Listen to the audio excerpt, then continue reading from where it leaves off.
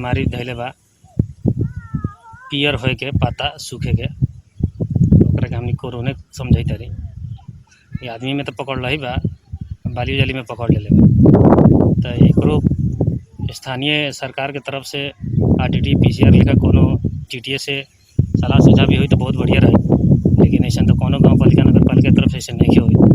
कृषि में लाखों करोड़ों के बजट हर साल विनियोजन होखले, लेकिन बजट कहाँ चल जाले कौना काम में खर्च होखले ये आम जनता के समझ के बाहर के बात बा। कम से कम जब भी कोनो किस्म के समस्या हो रहा बा तो उस समय में टीटीओ जौन बा ओकरा के खटा के 4 बोरी खेत में अनुगमन करा के एक समस्या का है असली निदान कर का है कथी बहुत अच्छा रहे अगर इस चीज़ स्थानीय सरकार की तरफ से हुई तो। काहे कि जौन प्राविधिक रहेला वो प्रमाण पत्र प्राप्त कल प्राविधिक रहे। अब हमनी के प्राविधिक तो दुकान वाला जौन दवाई दे दी छीड़ दे एक बेर में ना ठीक हो 2 बेर हो 2 बेर में ना हो 3 बेर हो। तो बिजनेस व्यापार के हिसाब से वहाँ घाटा नफा की भी बात होकल है तो वहाँ कभी दवाई बढ़िया मिल जाए कभी ना भी मिल जाए।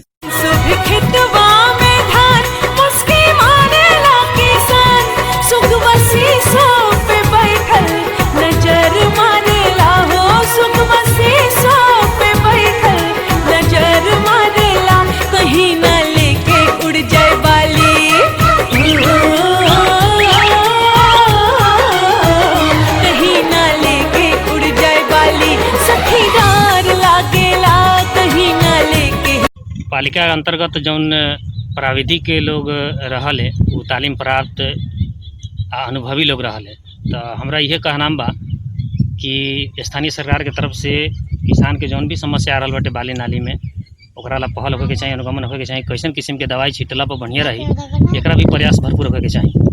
लेकिन स्थानीय सरकार बनल 3 साल से लगभग ऊपर हो रहा बाटे लेकिन ऐसा कभी भी देखे के ना मिलल कि किसान ला कोनो खास किस्म के कार्यक्रम आयल होके जौन किसान के समस्या बा ओकरा समाधान ला कोनो पहल भइल होके अभी तक देखे के ना मिलल है। बाकी जौन 2 साल के बाटे लगभग ये बीच में भी स्थानीय सरकार की तरफ से कोनो किस्म के प्रयास होको किसान के जौन समस्या बाटे बीज के मल के खाद के दवाई के विभिन्न बाली सब में रोक के एकरा ला कोनो किस्म के तालीम उलीम होको चाहे गोष्ठी होके चाहे कोनो सलाह सुझाव अगर हो जाए तो बहुत बढ़िया रही।